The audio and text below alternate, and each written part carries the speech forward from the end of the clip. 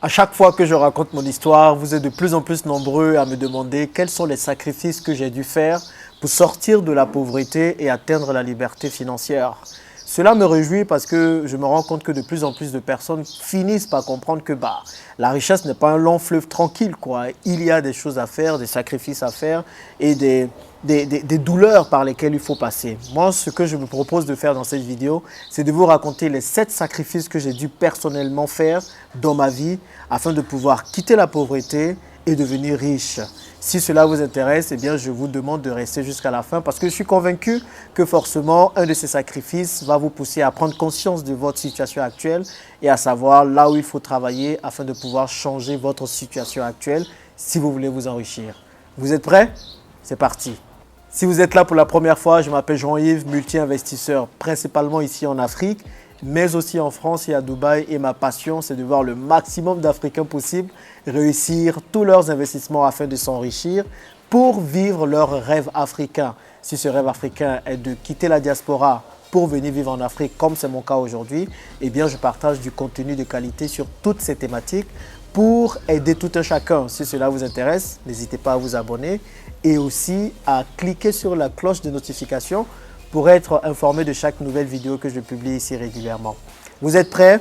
Voyons ensemble les 7 sacrifices que moi j'ai dû personnellement faire tout au long de ma vie afin de pouvoir sortir de la pauvreté.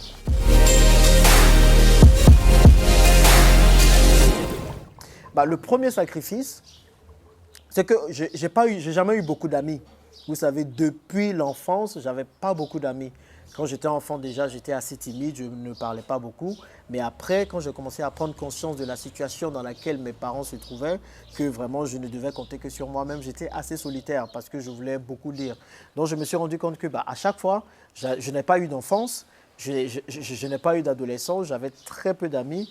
Et souvent, les amis que j'avais, c'était des amis avec qui soit on allait à l'école, avec qui on travaillait, parce que l'école était mon seul centre d'intérêt à l'époque.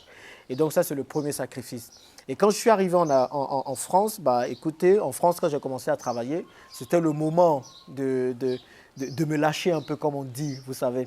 Donc, quand j'arrive, je me lâche, je commence à avoir pas mal d'amis, à être dans des associations d'Africains et tout. Et je me suis rendu compte que ça me ralentissait, ça me faisait partir un peu loin de mes projets jusqu'à ce que je quitte la France pour aller à Dubaï. Et quand j'arrive à Dubaï, je coupe totalement avec tous mes amis, tous, les bons, les mauvais. Je sais, c'était assez drastique, mais moi, je suis comme ça. Quand j'ai des objectifs, eh bien, je ne regarde rien du tout à côté. J'y vais droit, quoi. Donc, je me suis rendu compte qu'à chaque fois, j'avais le peu d'amis possible, eh bien, je faisais des choses vraiment grandes dans ma vie. Et vous également, vous ne pouvez pas vous enrichir si vous êtes l'ami de tout le monde. En fait, vous, on va chez Pierre, on vous voit là-bas. On va chez Paul, vous êtes là-bas. On va chez Kofi, vous êtes en train de boire une bière. En fait, vous êtes partout, quoi. Vous ne pouvez pas vous enrichir en ayant 100 000 amis. Demandez et dites-moi lequel des hommes riches que vous connaissez a plusieurs amis. C'est rare. Donc, apprenez à vous faire rare, vous comprenez? Apprenez à vous concentrer sur vos objectifs. Si vous ne faites pas le sacrifice de mettre les amis de côté de temps à autre pour vous focaliser, vous concentrer sur vos projets, je vous assure que vous allez rester dans la même situation et vous n'allez pas atteindre la liberté financière. Et ça, c'est le premier sacrifice. Apprenez à enlever tous les bruits que vos amis, vos proches vont vous donner ou vont vous faire et vous concentrer sur vous-même. Parfois, vos amis vont vous donner des conseils, pas forcément contre vous, mais parce qu'ils pensent qu'ils veulent vous protéger et ce sont des conseils peut-être qui ne vont pas marcher pour vous. Je ne vous dis pas soyez totalement solitaire comme peut-être ça a été le cas pour moi, mais apprenez à avoir que quelques amis, des gens avec qui vous avez la même façon de penser, avec qui vous voulez aller dans la même direction, parce que c'est ce qui va vous servir. Si vous ne faites pas ça les gars, je vous assure que vous allez passer à côté de vos objectifs et cela ne va absolument pas vous aider à atteindre la liberté financière. Le deuxième sacrifice que j'ai fait, eh bien, c'est de mettre une croix sur les divertissements. Moi, je n'ai jamais été un gros buveur de bière, je n'ai jamais été un gros fanatique des boîtes de nuit. Je ne faisais pas tout ça, vous savez. Je disais que mon seul ami que j'avais à l'époque, c'était le livre. J'avais toujours un bouquin que je lisais et même aujourd'hui, quand je travaille comme pas possible et qu'après je veux me reposer ou bien je veux faire autre chose, ça va être un livre. Donc, mettez un terme au divertissement. Toi, tu ne peux pas réussir dans ta vie si tu es là, tu bois les casiers comme je le vois ici à Abidjan. La mode, c'est de voir les jeunes dans les maquis avec des casiers sur casiers ou bien dans les boîtes de nuit avec des champagnes par-ci, par-là. Mais les gars, ce n'est pas ça qui va vous enrichir. Les gars, les gens peuvent boire des bières quand ils ont fini de travailler. Toi, tu n'as même pas encore travaillé, tu n'as même pas encore montré que tu peux vraiment produire de l'argent. Tu veux aller boire les bières. Et il y a des gens qui sont là, qui boivent même les bières à crédit. Franchement, ça me fait rire. Donc, si tu veux réussir, gars, apprends à mettre de côté les divertissements. Laisse de côté toutes ces choses-là et apprends à te focaliser. Et tu te rendras compte que le temps que tu passes à aller boire une bière, il y a des gens qui vont boire des bières pendant 5 heures. Il y a des gens qui vont dans des restaurants, en boîte de nuit. Déjà, les boîtes de nuit, ça dure toute une nuit. T'imagines ce que tu aurais pu faire pendant 6 heures de nuit au lieu d'aller là-bas, danser, t'égayer et faire tout ça. Si tu prenais les mêmes 6 heures pour aller travailler, tu verras que ça aurait fait un changement dans ta vie. Je sais, c'est rabat-joie, c'est les mêmes choses, les mêmes paroles, mais c'est important qu'on vous les rappelle parce que c'est ce qui va vous permettre de réussir. Tu ne peux pas vouloir réussir et en même temps aller faire la fête tous les jours. Ce n'est pas possible. Donc, le deuxième sacrifice que j'ai fait et que tu dois aussi faire, c'est de mettre un terme sur les divertissements et de te concentrer sur ton objectif. Et le troisième sacrifice, c'est le sommeil. J'entends beaucoup un peu partout là, les gens disent oui, il faut dormir 8 heures de sommeil par nuit, il faut dormir 9 heures. En fait, les Blancs peuvent dire ça parce qu'eux, ils ont déjà travaillé. Toi, tu es africain et puis tu vas te permettre de dormir 8 à 9 heures par nuit. Que tu as fait quoi pour dormir 8 à 9 heures par nuit, entre toi et moi? Tu dois travailler. Comme Claudel Noubissi le dit et j'aime trop, il a vendu son lit. En fait, les Africains doivent vendre leur lit. Je ne comprends pas comment on va rentrer dans les choses où on va dormir 9 heures. Tu as fait quoi pour dormir 9 heures par nuit? Tu as fait quoi pour dormir 8 heures par nuit?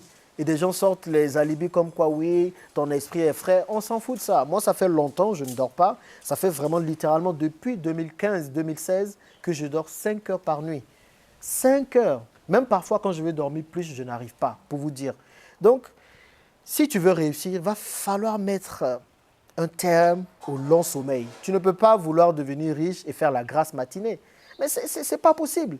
Cette grasse matinée que tu passes là, tu peux lancer une boutique sur le e-commerce. Tu peux te former sur le e-commerce. Tu peux te former sur l'immobilier. Tu peux te former sur les investissements en bourse. Tu ne peux pas juste te lever comme ça, dormir tout le temps et vouloir devenir riche. Et c'est ça qui tue notre société. Parce qu'on est là, on dort.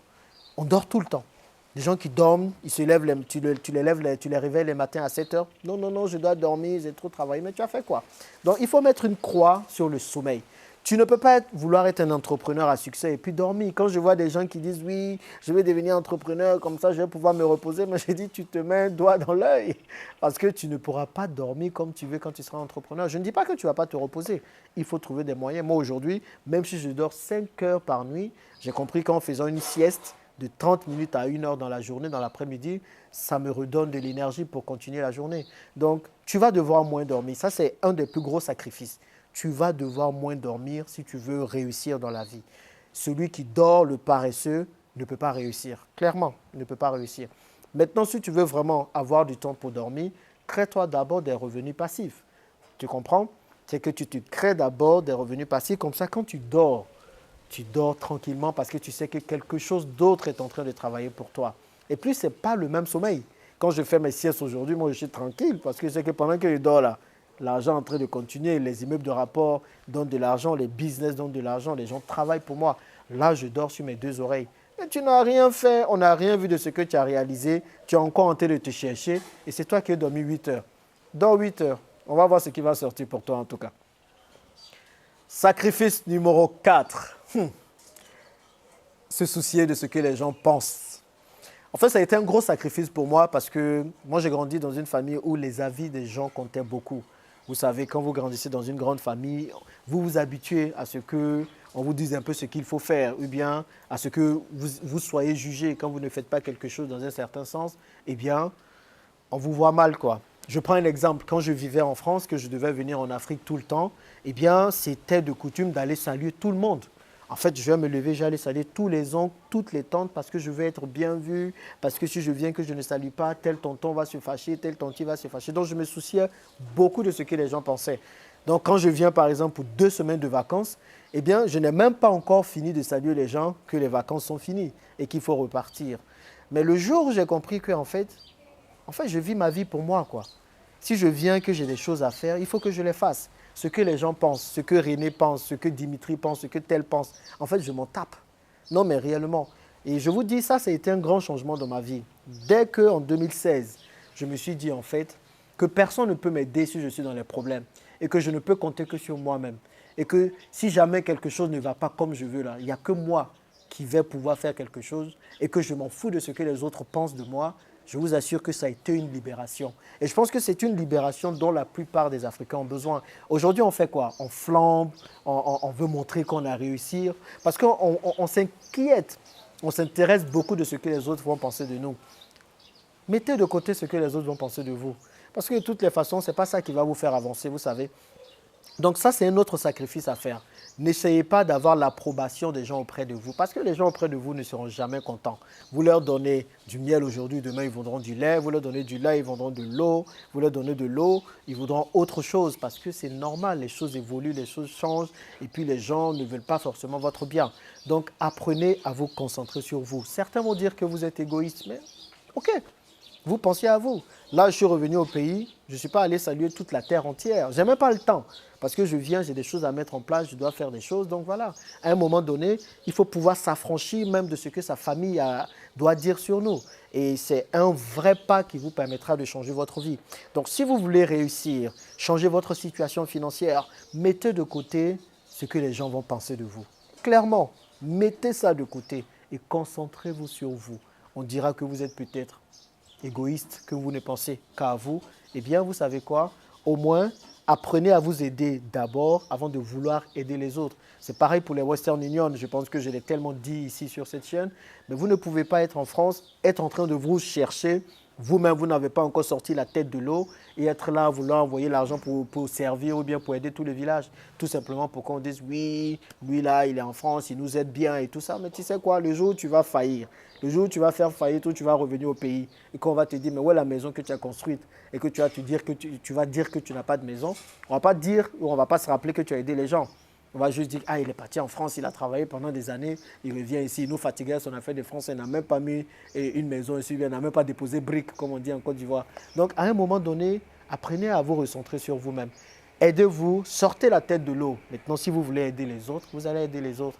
Donc, une des façons intéressantes et vraiment nécessaires de sortir de la pauvreté et pour atteindre la liberté financière, c'est de ne pas vous soucier de ce que les autres pensent de vous. Le 5e sacrifice que j'ai dû faire, eh bien, c'est renier à une vie confortable. Vous savez, notre chair aime ça. Qui n'aime pas le confort? En fait, j'étais à Paris, on vivait bien, tu achètes les vêtements, tu achètes tout ça. Mais je me suis rendu compte qu'à un moment donné, si je voulais changer ma vie, il fallait que je réunis tout ça. Donc, j'ai dû mettre une croix sur tous les plaisirs de la vie. Vous comprenez? Moi, j'aimais beaucoup les chaussures à l'époque. Je vous ai raconté déjà l'histoire où j'avais plus de 60 paires de chaussures. Aujourd'hui, même, je mets des sandales, ça me suffit. J'ai que 2 ou 3 paires de chaussures. Vous comprenez? Pareil pour les vêtements, pareil pour les loisirs, pareil pour les luxes, pour les transports en Uber et tout ça, parce que j'en faisais beaucoup. Donc, si vous aussi, vous voulez vous enrichir, il va falloir mettre une croix dessus. Parce que de toutes les façons, ce sont des dépenses qui vous ruinent et ce sont des dépenses qui vous empêchent d'épargner. Donc, mettez de côté la vie luxueuse, la vie confortable pendant un moment et vivez de façon simple, de façon minimaliste. Vous allez vous rendre compte que c'est l'un des meilleurs moyens de pouvoir vraiment économiser le maximum d'argent et de pouvoir sortir la tête de l'eau. Vous comprenez? Donc, mettez de côté les sacs Louis Vuitton, les sacs Gucci, les vêtements, je ne sais pas quoi, Versace et tout ce que vous voulez. Mettez tout ça de côté et puis lancez-vous. Et la vie de l'entrepreneur est une vie très, très mouvementée. Vous ne pouvez pas vouloir être entrepreneur dans un sens parce que c'est l'entrepreneuriat qui enrichit vraiment. Hein. Mais vous ne pouvez pas être entrepreneur et puis vouloir avoir une vie confortable. C'est deux choses qui ne vont pas ensemble, quoi. C'est comme, je ne sais pas quoi, vous voulez prendre de l'huile et de l'eau et que vous voulez mélanger. Bah, ça va jamais vraiment fusionner. Quand on mélange de l'eau et de l'huile, on voit toujours l'huile à travers. Ça ne peut pas faire un mélange homogène. Donc, si vous voulez être entrepreneur, la vie confortable à laquelle vous pensez, ça ne va pas être tout le temps. OK? Donc oui, peut-être à un moment donné, vous pourrez jouir de votre argent, mais vous allez vous rendre compte que même en apprenant à vivre de façon minimaliste, vous oubliez tout ça. Donc ça, c'est le cinquième sacrifice à faire. Mettez de côté la vie confortable et contentez-vous du peu afin de réellement vous aussi voir qu'est-ce qui est essentiel dans votre vie et vous enrichir. Le numéro 6, ça c'est un gros sacrifice que j'ai dû faire récemment. Ça, je l'avoue, mais c'est parfois nécessaire. Vous me voyez bien, je voyage, je fais des business un peu partout. Ces 5, 6 dernières années, c'était un peu le cas. Eh bien, ma vie de famille a empathie et je n'en suis pas fier. Je vous le dis tout de suite, je n'en suis pas fier. C'est de moins de temps avec mon épouse, moins de temps avec les enfants. Et bah voilà, le but c'est que maintenant on sera tous ici au pays en Afrique, donc on pourra passer plus de temps ensemble. Mais pour vous dire qu'il arrivera des moments où il va falloir peut-être vous déplacer, il va falloir vous détacher de votre famille, il va falloir vous détacher des personnes que vous n'aimez pas parce que vous voulez, mais parce que c'est nécessaire. Parce que vous savez que c'est la seule façon pour vous de vous en sortir. Moi, j'étais à Dubaï et je devais investir en France et je devais investir en Afrique. Je n'allais pas juste rester là, les bras croisés, aller au boulot le matin, venir le soir et me dire, voilà, je prends soin de ma famille. Non, non, j'étais obligé de créer d'autres sources de revenus. Et pour ça, je devais passer par ça, vous comprenez. Donc, c'est un mal pour un bien. C'est temporaire. C'est temporaire. Là, je suis là, ça fait un certain temps et je suis à Abidjan en Côte d'Ivoire, mais ma famille est encore de l'autre côté, je dois la ramener, mais je suis là pour préparer le terrain. Donc, dans votre processus vers l'enrichissement, il arrivera des moments où il va vous falloir vous séparer de votre famille. C'est douloureux, mais il faut prendre ce courage-là. Il y a d'autres personnes que je sais qui sont bloquées parce que ces personnes vont dire non, je n'ai pas envie de laisser ma femme et les enfants, ou bien je n'ai pas envie de laisser mon mari un instant. Parfois, il va falloir faire des choix, je l'avoue, très difficiles, mais des choix qui seront bénéfiques pour vous à long terme. Donc, pensez long terme. Voyez vraiment loin. Et ça, je donne ce conseil à vraiment toutes les personnes qui veulent venir en Afrique, hein. Si vous voulez revenir ici, parce que ici, c'est l'Eldorado pour vous enrichir, pensez vraiment à cela, à vous dire que il va falloir à un certain moment vous séparer de votre famille. Ce serait pour le bien de la famille. Et ça, c'est le sixième sacrifice que j'ai fait, un sacrifice qui me pèse vraiment, mais qui finalement, aujourd'hui, m'aide énormément. Donc, voilà pour le sixième, par lequel certainement vous allez passer et qui va vous rendre encore plus fort. Et le septième sacrifice que j'ai dû faire, qui est très important, c'est de régner à l'amour de la facilité. C'est important. J'aurais pu rentrer dans ça aussi parce qu'aujourd'hui, les gens pensent que devenir riche, c'est simple, quoi. On se dit qu'il faut juste faire du trading. En fait, tu investis aujourd'hui, tu mets 1000 euros et puis demain, tu gagnes 3 à 4 000 euros. Je suis tombé aussi dans ce piège, hein, donc voilà, je comprends. Donc, à un moment donné, j'ai fait ça une fois et je me suis rendu compte que ça n'a pas marché. Tout le monde a vu un peu mon EVA.com ici à Abidjan, en Côte d'Ivoire, où des gens sont allés s'endetter, prendre des prêts. Il y a des gens même qui sont allés prendre de l'argent dans leur entreprise parce qu'on leur a dit que si vous investissez dans une forme de plantation aujourd'hui, vous allez avoir plus de 200, 300% de bénéfices en 3 mois, ce qui est totalement inimaginable.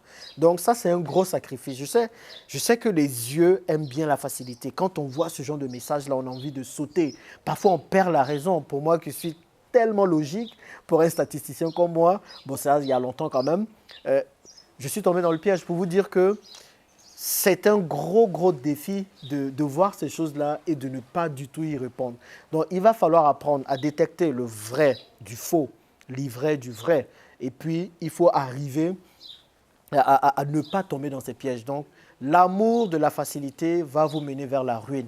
Mais si vous arrivez à vous détacher de ça et à vous questionner et à vous poser des interrogations sur toutes ces offres alléchantes que vous pouvez voir, que ce soit dans les trading, que ce soit dans la crypto-monnaie, que dans tous les autres business, prenez le temps de réfléchir à ce dans quoi vous investissez et refusez l'amour de la facilité parce que ça va vous mener vers la perte. Et c'était ça avec mon EVA.com, cette société qui demandait aux gens d'investir de l'argent pour avoir 200 à 300% très rapidement. Eh bien, il y a des gens qui ont totalement dérouté. Des familles ont été disloquées, des chefs de famille ont perdu leur travail, leur emploi à cause de ça, à cause de l'amour de la facilité. Donc, rien ne se fait facilement. Quand vous mettez dans votre tête que si vous voulez vous enrichir, vous êtes obligé de suer. Ce n'est pas pour les gens faibles. Non, vous êtes obligé de transpirer, les gars. C'est pas genre tu es couché et puis ça arrive. Genre quelqu'un d'autre fait ton travail. Non, non, non. Même quand tu mets ton argent, si quelqu'un d'autre doit faire le travail pour toi, il ne peut pas te promettre 100%. Ce n'est pas possible. OK? Donc, soit tu galères, tu travailles, tu sues, tu transpires à la sueur de ton front pour réussir. Et là, c'est bon. Mais il te faut fuir la médiocrité, il te faut fuir tous ces plans bizarres, il te faut fuir l'amour de la facilité pour y arriver. Ou bien tu investis dans des choses faciles et puis les gains ne sont pas là, quoi. Le choix te revient en tout cas. Donc voilà moi les 7 sacrifices que j'ai faits afin de pouvoir sortir de la pauvreté. Vous également, dites-moi les 7 sacrifices que vous êtes en train de faire pour sortir de la pauvreté. Le chiffre 7 est un chiffre magique. Moi, je l'aime bien. C'est pour ça que j'ai fait 7 sacrifices. Eh bien, dites-moi, parmi ces 7 sacrifices, lequel vous avez des problèmes à faire? Qu'est-ce qui vous ténaille? Qu'est-ce qui est le plus difficile à faire? Et puis, on verra comment marcher ensemble. Merci de m'avoir suivi dans cette vidéo. On se retrouve dans la prochaine pour beaucoup plus de sujets. À plus!